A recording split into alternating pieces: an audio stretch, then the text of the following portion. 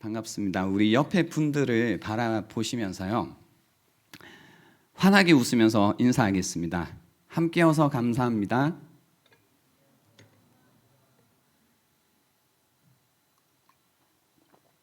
네, 오늘 보니까 굉장히 오랜만에 현장에 오신 분들이 계신데요.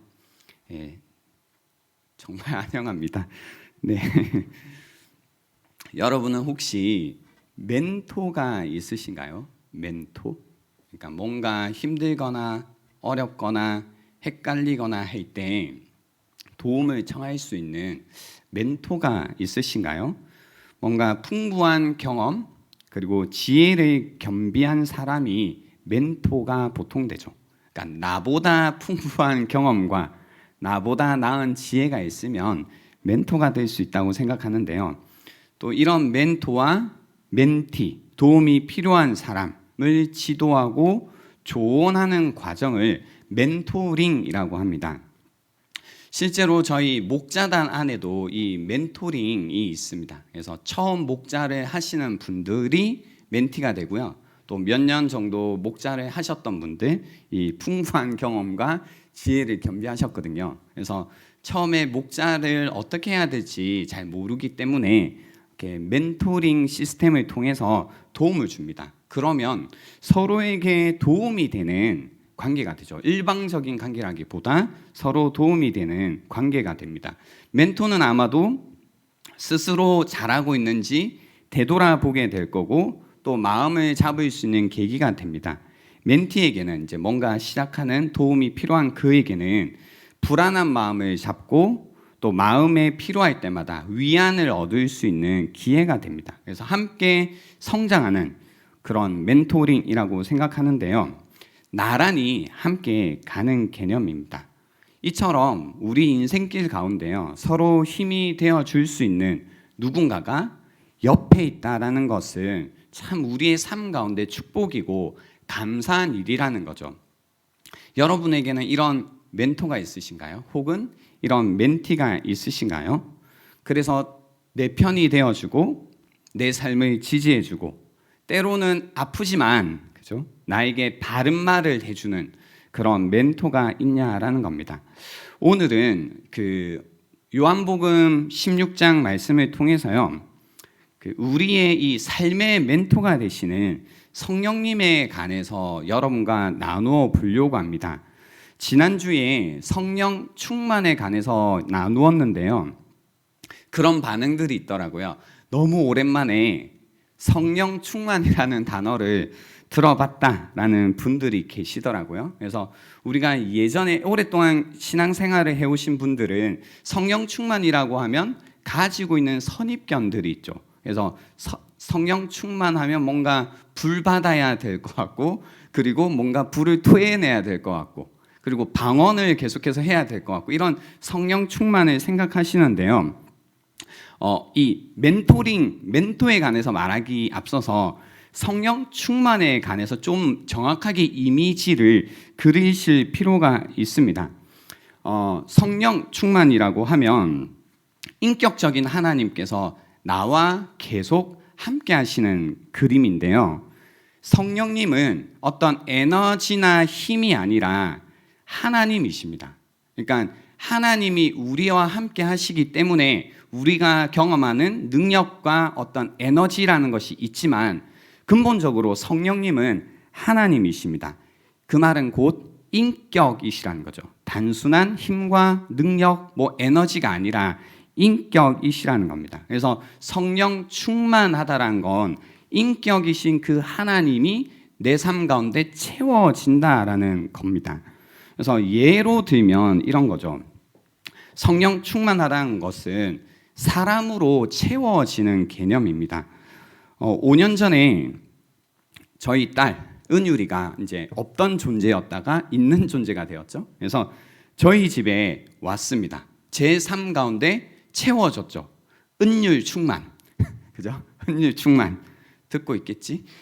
은율 충만했습니다. 그래서 그날부터 저희 집은 그리고 저의 삶은 완전히 변했습니다. 그러니까 모든 것의 변화를 가지고 왔습니다. 일단 집 구조가 변했죠.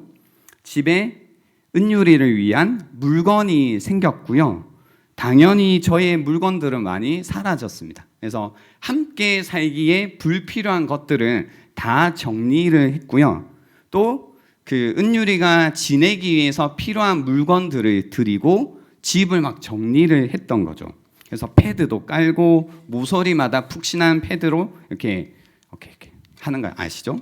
또 라이프 스타일도 변했습니다. 그러니까 사람이 어떻게 변하나 싶지만 사람이 들어오면요 변하게 되어 있습니다. 그래서 굉장히 제가 조용조용하게 집에서 지내기 시작했고 집에서 나가는 모습이나 들어오는 모습도 달라졌습니다. 그리고 말하는 것도 행동하는 것도 조심스러워지기 시작했습니다. 그래서 예전에 집에서 편하게 옷을 입고 있었다면 이제 은유리가 있기 때문에 옷을 편하게만 입을 수는 없는 거죠.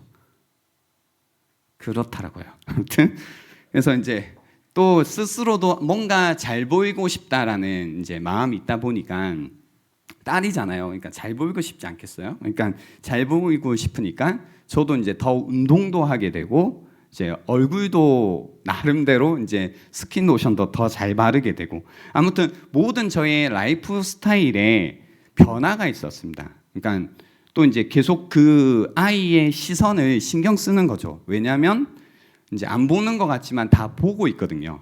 다 보고 있어요. 그러니까 보고 배우는 시기이기 때문에 보여주는 거에 관해서 굉장히 조심하게 되는 겁니다. 그래서 항상 무엇인가 주의하면서 집에서 지내게 됐습니다. 이와 같이 성령으로 충만하다라는 것은 하나님이신 성령님이 우리 삶 가운데 들어오시는 겁니다. 그래서 함께 사시는 거죠. 그래서 점점 성령 충만해지면 그만큼 우리의 삶에 많은 영향력을 끼치시게 되고 또 우리도 변하게 되는 겁니다. 그래서 마음 구조의 변화가 일어납니다. 이전에 가졌던 마음 중에 버려야 될 것, 정리해야 될 마음들을 정리하기 시작하고요. 또 필요한 마음들을 새롭게 가지기 시작하죠. 이 마음 구조의 변화, 새로운 마음이 생기는 겁니다. 또 라이프 스타일의 변화가 당연히 일어납니다. 하나님 앞에서 내가 살아가는 방식으로서 또 그분이 나에게 요구하시는 방식으로서 그분께 잘 보이고 싶은 어떤 방식들이 삶 가운데 일어나는 거죠. 그래서 인격이신 하나님이 함께 하시기 때문에 달라지는 겁니다. 당연히 말하는 것, 행동하는 것도 변화하는 겁니다. 이처럼 성령 충만이라고 할 때 함께 하는 겁니다. 인격이신 하나님이 나와 함께 하시기 때문에 그것으로 일어나는 변화가 있다라는 겁니다. 작고 연약하지만 인격적인 아기가 내 삶에 들어왔을 때 내가 변할 수밖에 없다면 크고 하나님이신 인격적인 성령님이 내 삶에 들어오면 변하는 것은 당연합니다. 아니, 변하지 않는 게 이상하다라는 겁니다. 우리는 손님 때문에는 우리의 인격이라는 것이 변하지 않지만 함께 사는 사람으로 인해서는 변할 수밖에 없다라는 겁니다. 그래서 한 사람을 인격적으로 만나고 함께하면 나의 인격이 변하게 되어 있습니다. 그래서 성경이 계속해서 가르치시는 이 하나님에 관해서요, 인격적이다라는 말은 굉장히 중요한 말입니다. 하나님이 인격적이다라고 하면 우리는 왠지 좋은 분인 것 같아 뭐 이런 생각을 하는데요, 좋은 분이십니다. 근데 그 인격적이다라는 말 속에는요, 인격적이기에 그는 생각하시고 think, 그죠? 생각하시고 그는 말씀하신다, talk, 그죠? 인격적이다라고 하면 생각하시고 말씀하신다라는 그 신학적인 의미가 이 안에 담겨 있습니다. 그래서 하나님이라는 이미지, 인격적인 하나님이라고 할 때 지난번에 설교했던 것처럼 리얼 스피치 있죠? 니은 스피치가 아니고 리얼, 그죠? 스피치. 그러니까 소통을 기반으로 생각이 있으신 하나님이 그리고 말씀으로 소통하시는 그분과 이 소통을 기반으로 관계를 맺어 간다라는 겁니다. 그의 생각과 그의 이해와 그의 어떤 마음을 기반으로 말씀을 통해서 우리와 소통하시는 인격적인 관계. 그래서 하나님의 그분의 생각을 우리에게 말씀을 통해서 전해 주심으로써 우리는 하나님과 인격적인 관계를 맺어가는 겁니다. 전 아직도 기억나는 친구가 있는데요. 같이 쇼핑을 한 적이 있습니다. 단 한 번 그 친구와 쇼핑을 했지만 너무 뭐라고 해야 될까요? 인상적이었다고 해야 되나? 그러니까 잊어지지가 않는 겁니다. 같이 아울렛에 갔었어요. 근데 이 친구가 다니면서 계속 말을 하는 거예요. 무슨 얘기를 하냐면 그 옷들과 대화를 해요. 가다가 갑자기 진성아, 쟤가 날 자꾸 불러. 그래 가보자. 가요. 그러면 아유 나 불렀어? 라고 하면서 막 대화를 하는 거예요. 나 불렀어? 많이 보고 싶었어? 그 옷이랑 대화를 해요. 그러다가 이제 쳐다보고 뭐 한 번 입어보고 하는데 미안한데 난 너가 별로 마음에 들지 않아 하고 이제 걸어두고 가면서 나 그리워? 나 안 갔으면 막 대화를 해요. 그래서 한 2시간을 제가 따라다녔는데 2시간 동안 그러는 거예요. 그래서 야 이게 뭘까? 근데 재밌긴 했었는데요. 그 이제 친구가 옷이랑 어떤 대화를 시도하지만 그건 그 친구의 뭐예요? 느낌이고 실제적으로 어떤 상호작용은 없습니다. 왜냐하면 실제로 그 옷들이 그 친구에게 어떤 생각을 전하지는 않기 때문이죠. 그죠? 그래서 어떤 소통이 없기 때문에 상호 교환이라는 것이 없기 때문에 인격적인 관계가 맺어진다라고 할 수는 없는 겁니다. 여기에서 이제 제가 여러분에게 한번 드리고 싶은 질문이 있는데요. 여러분은 하나님을 믿고 계시잖아요. 그러니까 제가 조사한 바로는 한 90% 정도가 다 하나님을 믿는다, 안다고 하시는 분들인데 여러분은 하나님과 인격적인 관계를 맺고 계신가요? 그러니까 일반적인 하나님을 그냥 믿고 있는가가 아니라 말씀으로 그분의 생각을 소통해 주시는 이 인격적인 하나님을 여러분은 알고 있는가라는 거죠. 알고 있는가. 그래서 하나님과의 관계 속에서 내가 계속 말씀을 통해 하나님의 생각을 알아가고 있고 그분의 마음을 알아가고 있고 그분의 생각과 마음을 알아가기 때문에 이 뭔가 소통이 되고 있고 점점 관계가 깊어지는 이런 경험이 여러분에게 있으시냐라는 겁니다. 우리가 그리스도를 인격적으로 안다, 하나님을 인격적으로 안다라는 표현을 쓰는데요. 하나님을 인격적으로 아는 방법은 사실 이것 외에 없습니다. 그러니까 더 레디컬하게 말씀드리면 그리스도인이 되는 방법은 이 방법밖에 없습니다. 말씀을 통해서 하나님의 생각, 그분의 마음을 알 때만 우리는 그리스도인이 될 수 있고 우리는 하나님을 계속해서 인격적으로 알아갈 수 있는 거죠. 오직 하나님의 말씀을 통해서 하나님을 알아갑니다. 그래서 오늘 본문이 중요한 거죠. 그 진리의 성령께서 우리를 진리 가운데로 인도하신다라는 겁니다. 함께 사는 것, 그죠? 그리고 함께 살면서 그분이 우리에게 그분의 생각을 말씀해 주시는 것. 이것이 이제 전부인데요. 이제 말씀이라는 단어만 들으면 우리는 늘 너무 설교를 듣는 걸로 이해하거나 또는 말씀을 그냥 읽어보는 것 정도로 이해를 하지만요. 말씀이 우리에게 전해지고 뭔가 진리 가운데로 우리가 들어갔다. 이런 의미는 그냥 우리가 일상에서도 많이 경험하는 것들인데요. 성령 충만, 그러니까 성령으로 내가 충만해진다라는 것, 그 사람의 인격으로 채워진다라는 것은 그 사람으로 내가 지배된다라는 거죠. 그래서 가장 나의 중심이 되고 가장 큰 존재가 되는데요. 그러니까 그 사람으로 가득 차 있는 거죠. 그러니까 우리가 한번 생각을 해보세요. 내가 언제 나 말고 다른 존재가 나에게 큰 존재가 되었고 내 삶의 중심이 되었고 나를 뭔가 지배하는 존재가 되었는가 생각해 보면 언제였어요? 그 사람의 말이 생각날 때입니다. 그 사람의 말이 그러니까 내가 누군가가 내 삶의 중심이 된 것 같다라고 할 때는 그 중심 안에 어떤 게 있냐면요. 그 사람의 말이 굉장히 의미 있게 들리고 그 사람의 말이 계속해서 맴돌고 그리고 그 사람의 말에 계속 내가 반응하게 돼요. 뭐 부정적으로도 그렇고 긍정적으로도 그렇죠. 두 가지 다 이야기해 볼게요. 이해를 돕기 위해. 부정적으로는 뭐예요? 어떤 사람이 나에게 부정적인 말을 했어요. 그 사람이 나를 지배하는 것, 그 사람이 나의 중심이 된 건 뭐예요? 그 사람이 나에게 한 부정적인 말이 계속해서 맴도는 거죠. 맴돌고 내 마음 가운데 계속 남아있고 그래서 나는 뭐 하고 있어요? 그 말에 계속해서 반박하고 있죠.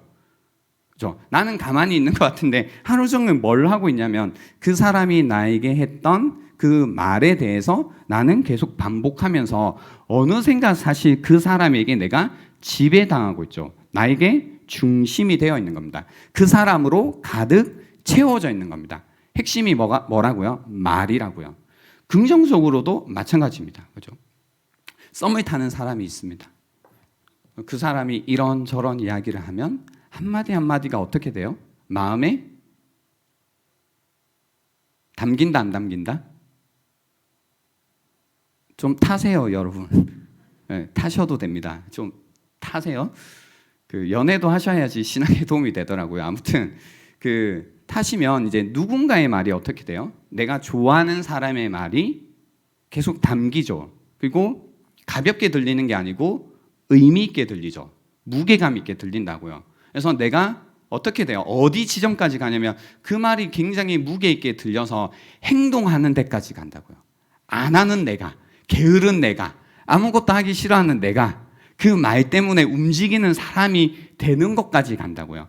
온통 그 사람의 말, 그 사람 생각, 거기에 내 중심이 빼앗겨 있다라는 거죠. 그래서 계속 멍 때리고 뭐 이런 것들. 그러니까 그 사람의 말에 붙들려 있다고요. 동일하게 성령 충만하다라는 건 뭐냐면 하나님의 말씀에 내가 붙들려 있다고요. 그러니까 하나님의 말씀에 붙들려 있다라는 건 왠지 거룩한 일인 것 같고 사람의 말에 붙들려 있다는 건 너무 일상적인 것 같죠.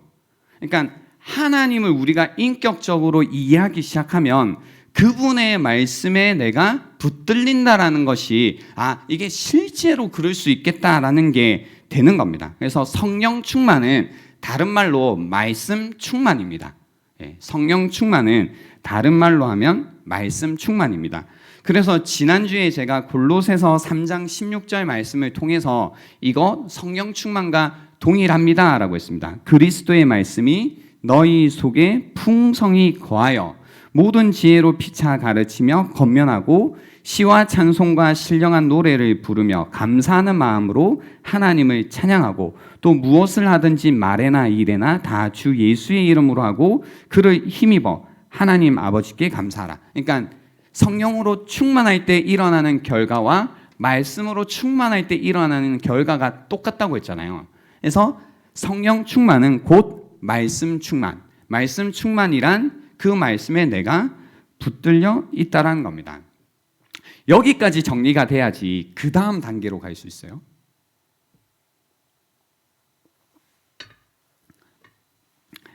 그러면 이제 오늘 우리가 나누고 싶은 건 이거죠. 우리와 함께 하시는구나. 인격적인 하나님이 우리에게 말씀하시는구나. 오케이. 그러면 오늘 13절에 보시면 그러나 보세요. 진리의 성령이 오시면 그가 너희를 모든 진리 가운데로 인도하시리니라는 말씀이 있습니다. 이 말씀이 중요해서 나누고 싶은데요. 진리의 성령이 오시면, 그죠? 성령으로 충만한 것, 말씀으로 충만한 것, 그분이 오시면 우리를 어디로 인도하시냐면 너희를 모든 진리 가운데로 인도하신답니다. 진리 가운데로. 그래서 성령께서 그 말씀이 나의 삶이 되고 힘이 되게 하시는데, 진리 되게 하시는데, 여기에서요, 진리가 진리 되게 한다는 의미를 조금 넘어가 봐요. 뭘 넘어가 봤으면 좋겠냐면, 진리가 무엇인가? 진리는 진리죠. 근데 진리란 성경 안에 다 이미 담겨 있는데요. 예를 들면 그겁니다. 진리의 성령께서 진리 가운데로 인도하신다라는 것은 우리가 보고 듣고 지금 이 시간에도 여러분이 듣고 전해지고 있는 이 진리의 말씀 가운데로 나를 인도해 가신다는 의미입니다. 내가 보았던, 내가 들었던 그 진리의 말씀 가운데로 진리의 성령께서 나를 인도해 가신다라는 겁니다. 그래서 진리의 성령께서 나를 인도하실 때 진리의 말씀이 살아있게 되고 생생하게 되고 힘있게 되고, 그렇기 때문에 내 삶이 변화되는 겁니다. 그래서 구체적으로 좀 더 말씀드리면요, 진리 가운데로 인도하신다라는 건 이 성령님의 다른 이름 중에 하나가 보혜사라는 이름을 써요. 보혜사라는 이름은 뭐 카운셀러라고 이제 이해하기도 하는데요. 약간 한 단어로 해석하기를 저 말고요. 저도 어렵지만 이렇게 이 헬라어에 정통하신 분들도 다 어려워하십니다. 한 단어로 그냥 딱 정의하시기에. 그래서 어떻게 보통 이해를 하시냐면 뭐 카운셀러, 헬퍼, 뭐 그 지지자, 여러 가지 의미들을 다 쓰시는데요. 그 헬라어를 보니까 파라클레토스라는 단어를 쓰는데, 이런 건 몰라도 되지만 듣기만 하는 겁니다. 파라클레토스, 파라라고 하면요, 여러분 이제 들어보신 단어인데 뭐 파라철치 이런 거 들어보셨죠? 그래서 stand alongside, 그래서 나란히 서 있다, 함께 서 있다라는 의미와 플러스 그 클레토스, 이건 뭐냐면요, 지지하다, 주장하다, 입증하다, 반박하다, 논쟁하다라는 의미입니다. 그래서요, 파라클레토스라고 하면 나란히 서서 함께 서 있으면서 지지하고 주장하고 입증하고 논쟁하는 분이다라는 겁니다. 이해가 되시나요? 그러니까 혼자 뭐가 아니고요. 그러니까 내가 중심이 만약에 된다면 나와 함께 나란히 서서 나를 위해, 나를 지지하고 나를 위해 주장해 주시고 입증해 주시고 반박해 주시는 분이다라는 겁니다. 이해가 되시나요? 보혜사? 그죠? 그래서 뭐 법적 지지자라고 하기도 하고, 뭔가 그런 의미에서 카운셀러라고 이야기하기도 하고, 저는 오늘 이것을 멘토라고 이야기하기도 했습니다. 그래서 내 편이라는 거죠. 내 편. 그죠? 보혜사라고 하면 내 편입니다. 그리고 나를 대리해 주십니다. 끝까지 나와 함께 하시면서, 그죠? 멘토처럼 내가 가야 할 길을 인도해 주십니다. 필요할 땐 내가 무슨 말을 해야 될지 모르겠다, 이 상황에서 나는 어떻게 생각해야 되지 할 때 나와 함께 서 계시면서 내가 하려고 했던 말들을 대신 해주십니다. 주변에 그런 사람 있잖아요. 나 막 생각은 있는데 말로 어떻게 표현해야 될지 모르겠다 할 때 옆에 있는 누군가가 그걸 생각을 정리해서 말해주는 분 있죠. 그러니까 그런 거다라는 거죠.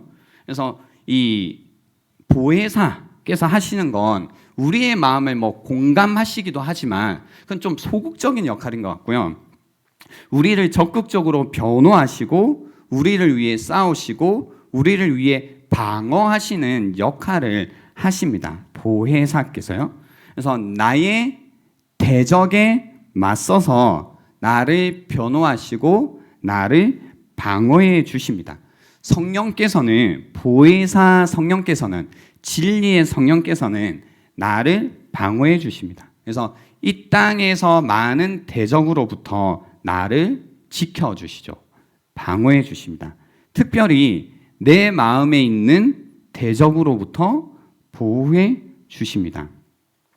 진리 가운데로 인도하심을 통해, 잘 들어보세요.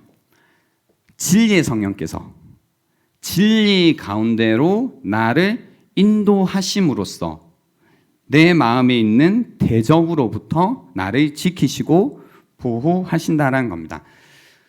예를 들면 이런 거죠. 두려움, 그죠? 대적이 우리에게 끊임없이 주는 마음들, 생각들이 뭐냐면 두려움이라는 겁니다. 두려워하는 마음. 근데 진리는 뭐냐면 아니야라는 거죠. 아니야. 그렇게 두려워할 거 아니야라는 겁니다. 그러니까 우리가 신앙생활을 할 때 그런 분들 많죠. 이제 오랫동안 하나님을 떠나 있었던 것 같고, 그리고 나의 모습을 보니 제대로 신앙생활, 내 기준이겠죠. 내 기준에서 볼 때 신앙생활을 제대로 못하는 것 같고, 그러다 보니 하나님께 나아가는 것이 두려운 마음이 드는 분들이 있을 겁니다.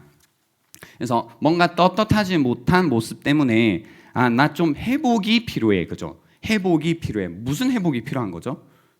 하나님께 오는 게 회복인데, 아무튼 뭔가 회복할 시간이 필요하대요. 그러니까 뭔가 정리할 게 있나 봐요.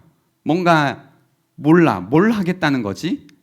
아무튼 그걸 좀 해야지 그 느낌 있잖아요. 뭔가 하나님이 너무 두렵지 않고 또 내가 뭔가 떳떳하게 나갈 수 있을 것 같은 그런 어떤 두려움에 쌓여 있을 때, 그래서 나는 지금 하나님께 못 나가겠다, 나 이건 좀 아닌 것 같아 라고 거짓으로 끊임없이 내가 나를 이야기하고 있을 때, 그때 보혜사이신 진리의 성령께서 나를 진리 가운데로 인도하신다는 건 뭐냐면요, 아니야, 하나님 너 있는 모습 그대로 사랑해, 너는 하나님의 자녀다라고 뭐 해주세요? 나를 변호해 주시는 거예요.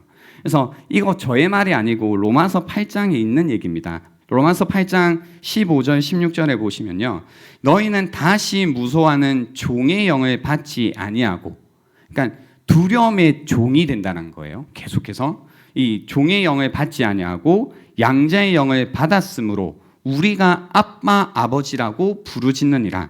성령이, 보세요, 보혜사 성령, 진리의 성령이 친히 우리의 영과 더불어 나란히 서서 우리가 하나님의 자녀인 것을 증언하시나니라고 하시죠. 들으셨어요?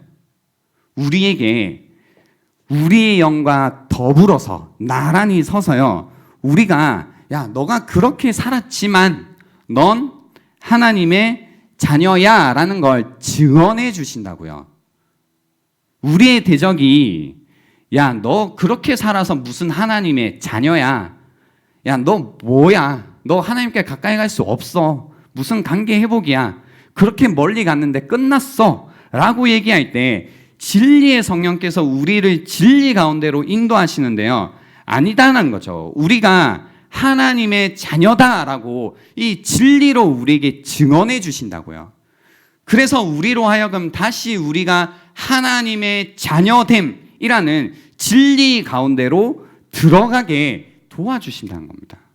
증인이 되어주신 거죠. 내 마음이 두려움과 의심에 가득 차 있을 때 성령께서 나란히 서서 말씀해 주시는 겁니다. 그렇게 의심할 이유가 없다라는 겁니다. 하나님의 것이라는 거죠. 너는 하나님의 사랑받는 자녀다라고 이야기해 주십니다.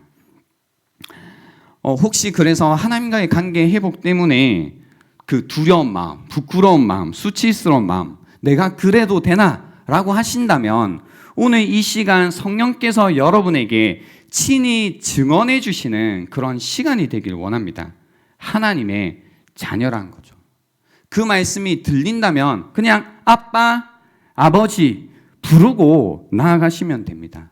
더 이상 두려움의 노예 가운데 계시지 않고 이 음성이 들린다면, 그죠? 그분을 의지하여 그냥 나아가시면 되는 겁니다. 이런 말씀도 있습니다. 이제 신앙생활 할 때 뭔가 선한 일을 하려고 할 때, 야, 내가 무슨 선한 일을 해. 위선 같아. 위선 같아. 뭐 이제 요즘은 그런 말씀을 안 하시는데 예전에 예배 시간에 손 들고 찬양하는 것도 힘들어 하시는 분들이 있었습니다. 그러니까 이렇게 손 들 때 그러니까 은혜가 된 거죠. 이 고백이 나의 고백이기 원합니다라는 의미잖아요. 손 드는 거 이렇게 드는데 손 들다가 자기가 이제 했던 것들이 막 이제 떠오른대요. 또는 내가 손 들고 이런 고백을 하고 또 내가 내 맘대로 살겠지라는 게 떠오르니까 들다가 이렇게 내린대요. 들다가 내린대. 그러니까 망설여진대요. 그리고 이제 우리가 공동체에서 어떤 선한 일, 어제도 저희가 그 연탄 봉사 다녀왔거든요. 근데 그런 일을 할 때 뭔가 내 삶이 엉망이다 보니까 누군가를 돕고 선한 일을 하고 그런 자리에 가는 게 너무 위선적인 것 같아가지고 이제 이럴 거면 그냥 하나만 하자 뭐 이런 건가? 그냥 악할 거면 악하자 뭐 이런 건지는 모르겠는데 그런 이제 양심의 찔림, 그러니까 내 마음이 그걸 이제 허락하지 않는 거죠. 그래서 안 한대요. 그런 분들 계신다면 진리가 뭔지 들어보시라는 거죠. 요한 1서 3장 18절에부터 20절까지 이런 말씀이 있어요.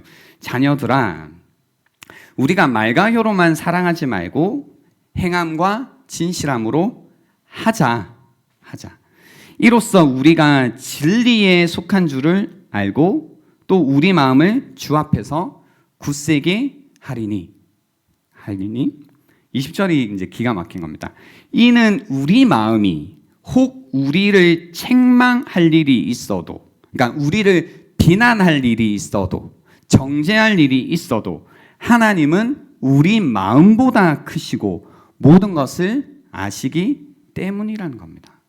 그러니까 내 마음에서 뭔가 책망하는 것 같고 비난하는 것 같고 야, 너 같아도 뭐예요? 그냥 선한 일은 하라는 거죠.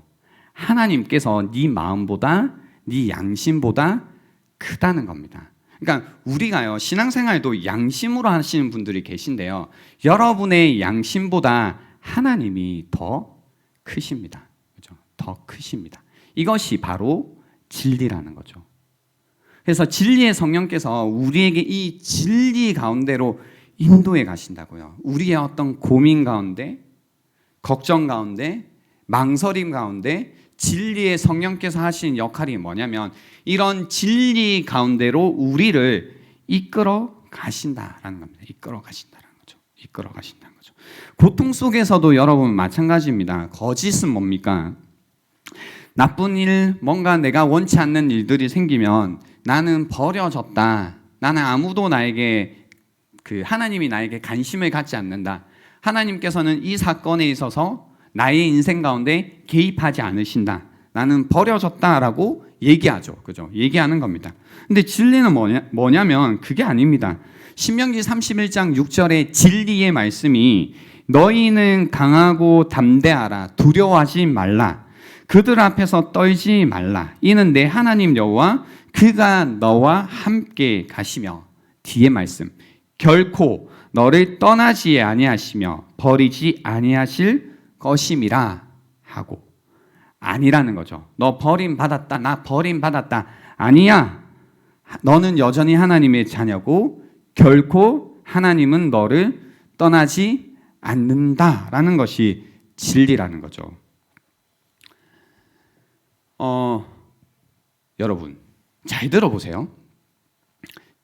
여러분 또 대충 들으면 또 그러고 끝나실 거예요. 근데 제가 오늘 늘 듣던 얘기를 반복하는 게 아니고 한 끗 차이가 있는데요. 이 한 끗 차이를 이해하셔야 됩니다.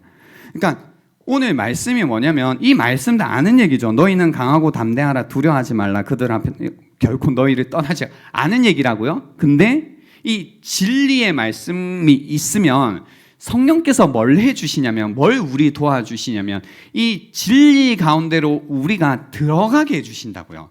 이 진리가 나의 진리가 되게 하신다고요. 정말로 힘 있는 진리, 나를 살게 하는 진리, 나를 살아 숨쉬게 하는 진리, 정말로 그것이 나의 힘이 되어 살아가게 하는 그것으로 정말로 진리로 살아가게 하는 삶이 되게 성령께서 도와주신다고요. 그러니까 지금까지 여러분이 여러 진리의 말씀을 알아왔지만 그것이 너무나 나와 먼 말씀 같았다면 이제 하셔야 될 게 뭐냐면 성령께 도움을 구해야 된다고요. 주님, 이 진리의 말씀 가운데로 뭐예요? 나를 인도해 달라고 기도하셔야 된다. 이 얘기예요. 이 말씀입니다. 근데 우리가 이걸 잘 못합니다. 그 진리의 말씀은 곧 복음이거든요.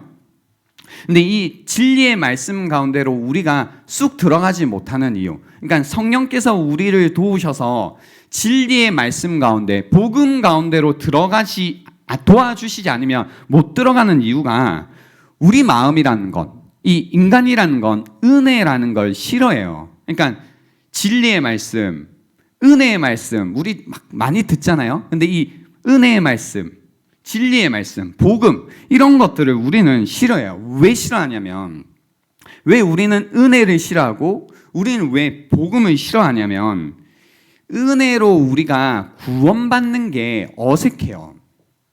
복음, 그죠? 우리가 무엇을 해서 우리가 얻는 게 아니잖아요. 우리가 획득하는 게 아니라고요. 은혜라는 건 그냥 그분이 주시는 겁니다. 근데 우리 마음은 뭐예요? 그냥 누가 주는 게 아니고 내가 얻고 싶어요. 이게 내가 얻은 거면 좋겠다는 거죠. 내가 행해서 내가 받은 거면 좋겠다고요. 왠가요? 그래야 내 마음대로 하니까요. 그러니까 그래야 안심한다니까요. 그러니까 내가 10만 원을 주고 무언가를 사면 이게 내 거 같잖아요. 그냥 내 마음대로 할 수 있을 것 같고 그게 안심이 된다고요. 근데 누가 뭔가 빌려준 것 같으면 준 거지만 그 사람이 언제 이거 들고 갈까 봐 내 게 아닌 것 같은 느낌 때문에 그게 싫어한다고요. 사람의 마음이라는 건. 은혜가 좋은데 은혜가 싫고 복음이 좋은데 복음이 싫은 이 인간의 마음. 그죠? 내가 획득한 게 아니고 내가 얻은 게 아니면 그게 뭔가 내 마음대로 안 될 것 같아서 싫어한다고요. 그러니까 은혜라는 자리에서 우리는 계속해서 뭐예요? 의심과 두려움에 의해서 흔들리죠. 정말로 하나님이 나를 사랑하시나? 정말로 결코 하나님이 나를 떠나지 않으시나? 왜요? 왜 그런 의심과 두려움 가운데 스윙하세요? 내 모습을 보니까 하나님이 사랑할 만 안 하니죠. 그죠? 내가 지금까지 지내온 거 봤을 때 뭔가 하나님께서 나에게 선을 베푸실 만한 모습이 없으니 이 의심과 두려움 가운데 흔들린다고요. 나를 조건 없이 있는 모습 그대로 사랑하신다라는 것. 내가 무엇을 더 해서 하나님이 나를 더 사랑하게 할 수 없다. 뭐 이런 게 이해가 안 된다는 거죠. 이 말 자체도 이해도 안 되잖아요.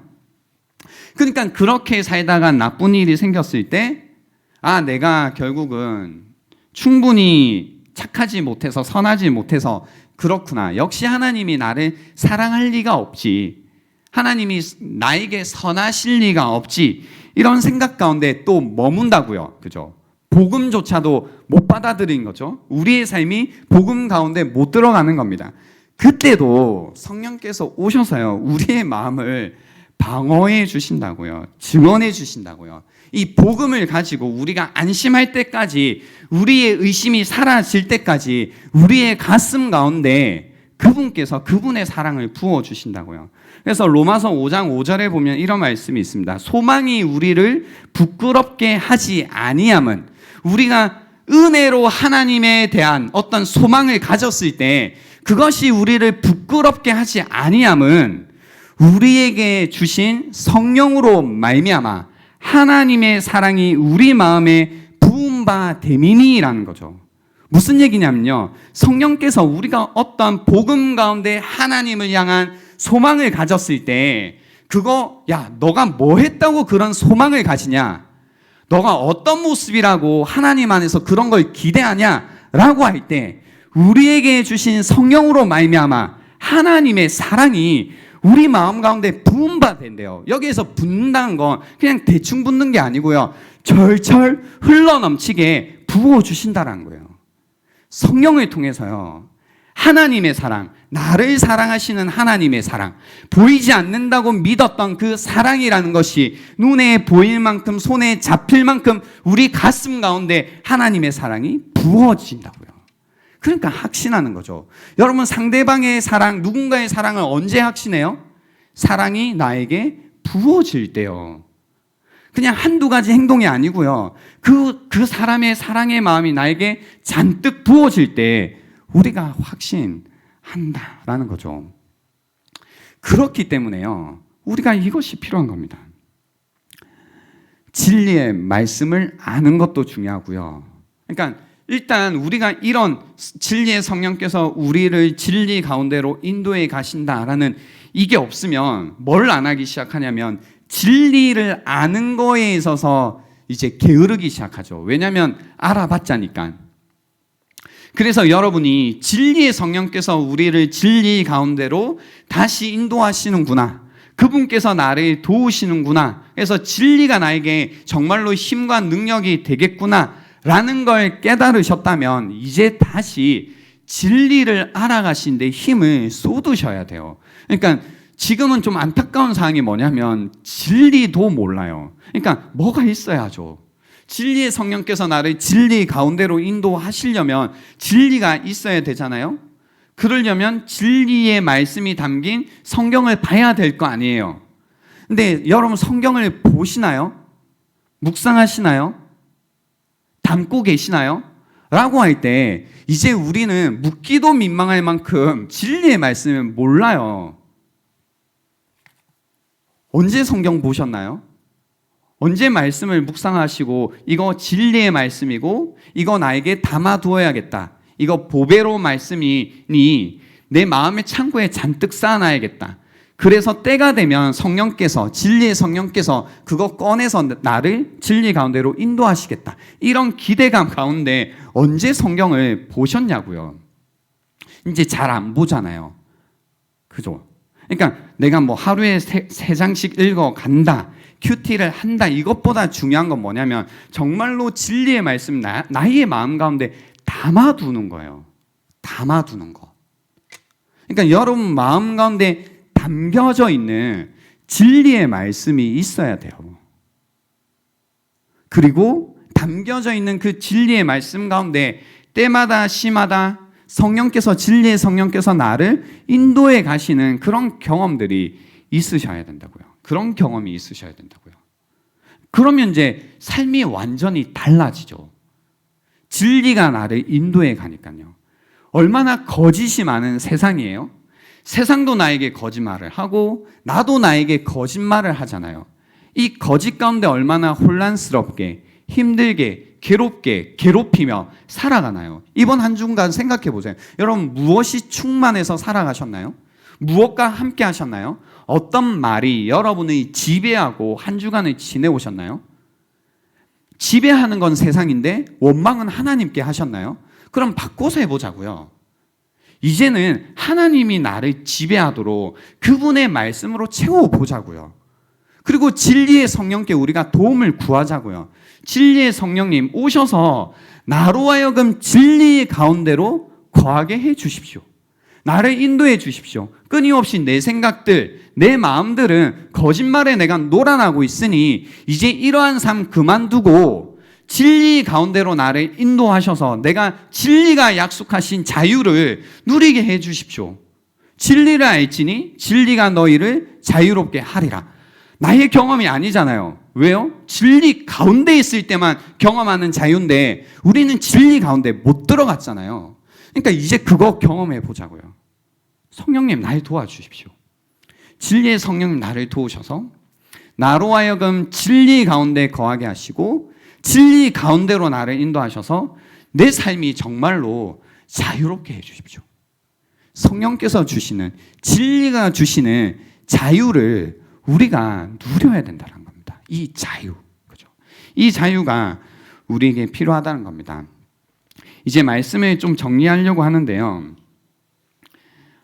이 성령님께서 하시는 일이요, 보혜사잖아요. 근데 그 요한복음 14장 16절에 보면 예수님께서 이 보혜사를 우리를 위해서 구해 주셨어요. 그래서 내가 아버지께 구하겠으니 그가 또 다른 보혜사를 너희에게 주사 영원토록 너희와 함께 있게 하리니 그는 진리의 영이라 라고 하신 거예요. 그러니까 또 다른 보혜사라고 하셨어요. 또 다른 보혜사.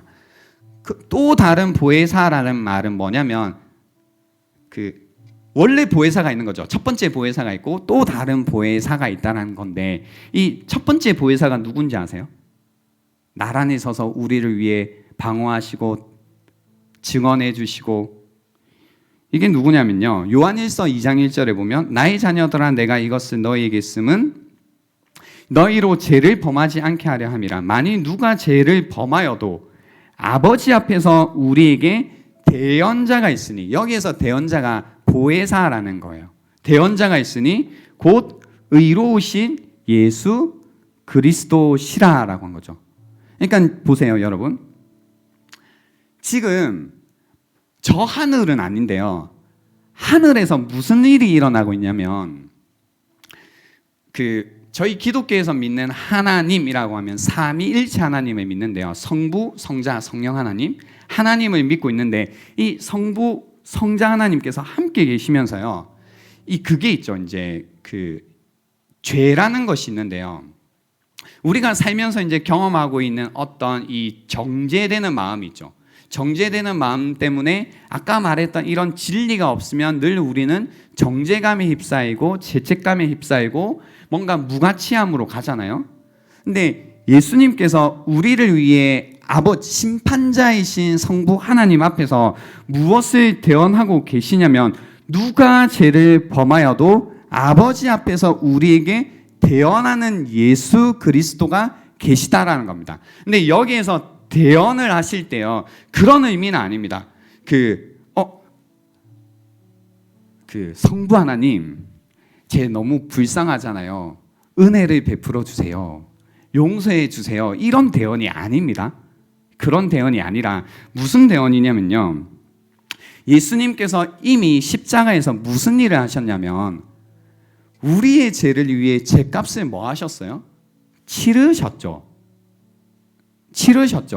그러니까 이 공의로운 하나님의 심판 가운데 그 심판을 누가 그 죄값을 치르셨냐면 예수 그리스도께서 죄값을 치르셨다고요.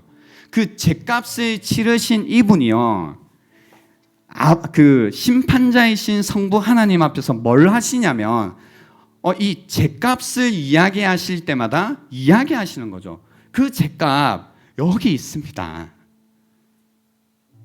이 형제의 죄값 여기 있습니다. 저 자매의 죄값 여기 있습니다. 그러니 용서해 달라는 거죠. 그러니 자비를 베풀어 달라는 겁니다.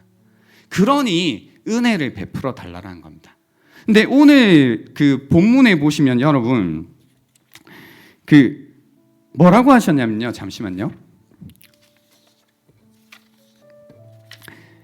14절에 보시면 스스로 말하는 게 아니라 성령께서 오직 들은 것을 말씀하시고 그가 그리스도의 영광을 나타내시고 그리스도의 것을 가지고 우리에게 알리신다고 하시잖아요. 이게 무슨 얘기냐면, 성령께서 다른 그 어떤 활동을 하신다기보다 지금 제가 말씀드린 하늘에서 이루어지는 것을 우리에게 조명해 주신다는 뜻이에요.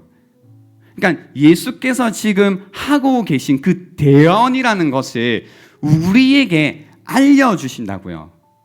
이미 예수께서 우리를 위해 그렇게 대언해주고 계신다는 거예요. 그렇게 하나님께 용서를 구하고 계시고 그렇게 죄값을 계속 치르고 계심을 우리에게 보여주신다고요. 그러니까 성령께서 우리에게 말씀해 주실 때 성령님이 우리에게 말씀해 주시는 게 들리는 게 아니라 무엇이 들리게 되냐면, 예수 그리스도께서 지금 우리를 위해서 하신 그 일, 십자가의 사건이 보이게 되고 그분이 우리를 위해 치르고 계신 그 죄값이라는 것이, 그 은혜, 그 자비가 우리에게 비춰진다라는 그 이야기를 하시는 겁니다. 성령은 조명해 주십니다. 지금도 여기 조명이 있죠. 조명은 비춰주는 겁니다. 하늘에서 일어나고 있는 이 일을 우리에게 비춰주신다고요. 그래서 진리의 성령께서 우리를 진리 가운데로 인도하신다라는 것은 우리가 정죄감 가운데, 죄책감 가운데 빠져 있을 때 그 놀라운 신비로운 사건을 우리에게 진리로 드러내 주신다는 겁니다. 그러니 우리가 확신할 수 있는 겁니다. 용서받았다고, 더 이상 정죄함이 없다고, 그리스도 예수 안에서 더 이상 우리에게 정죄함이 없다라는 이야기를 우리에게 하시는 겁니다. 사랑하는 형제 자매 여러분, 그래서요 우리 이렇게 해보자고요. 이제 다시 첫 번째 진리의 말씀을 알아갑시다.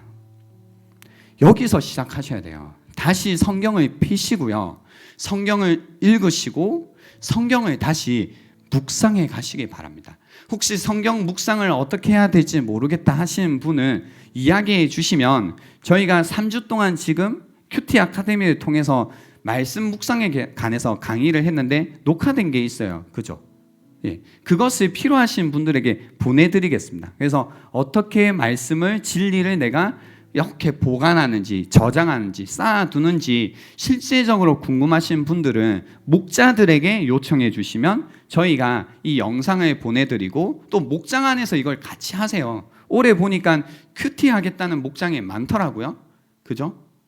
그러니까 그거 하세요. 우리 진리를 이제 좀 알자. 진리를 알아야지. 그리고 그 가운데 기도하시라고요. 이 기도란 뭐냐면 진리의 성령님께 도움을 구하는 거예요. 주님, 나로 하여금, 진리의 성령님, 나로 하여금 진리 가운데로 내가 들어가게 도와주십시오. 이 진리가 나의 진리가 되어 지금 이 거짓된 세상 가운데, 이 거짓된 나의 생각과 마음 가운데 내가 자유할 수 있도록 도와주십시오. 여러분 아마 각각 묻고 있는 거짓된 여러 가지 생각들, 마음들이 있으시죠. 더 이상 나아가지 못하게 하고 계속 발목을 잡고 있는 그 거짓이 있잖아요. 근데 그냥 끊을 수 없다고요. 거짓인 거 알지만 벗어날 수 없고 끊을 수 없고 깨트릴 수 없습니다. 근데 그것을 끊고 깨트릴 수 있는 유일한 방법, 무기는 뭐냐면 이 진리밖에 없다라는 거죠. 그래서 그 도움을 구하시라고요. 성령님, 나를 도와주십시오. 나로 하여금 진리 가운데 거할 수 있도록 도와주십시오. 그래서 나의 삶이 다시 한번 진리를 알아 진리가 나에게 전해주는 그 자유함을 누리는 삶이 되길 도와달라라는 이런 고백이 여러분 안에 있기를 원합니다. 이제 시간을 드리겠습니다. 오늘 들었던 말씀을 한번 묵상해 보시기 바랍니다. 나는 진리를 알고 있는가? 거기까지 가셔야죠. 인격적인 하나님과 나는 소통을 하고 있는가? 그분의 생각, 그분의 마음을 말씀을 통해서 나에게 알려주실 텐데 나는 그렇게 인격적인 하나님과 인격적인 관계를 맺고 있는가? 인격적인 관계를 맺고 있지 않은 이유는 한 가지. 진리, 말씀이 내 안에 없구나. 뭐 나를 사랑하시는가 이게 아니죠. 진리 대신 말씀이 나에게 없구나. 다시 그러면 이 말씀을 내가 알아야겠다. 진리의 성령님 내게 오셔서 다시 한번 진리 가운데로 나를 인도해 달라는 이 마음의 고백을, 이 묵상을 오늘 하는 시간이 되면 좋겠습니다. 시간 드리겠습니다.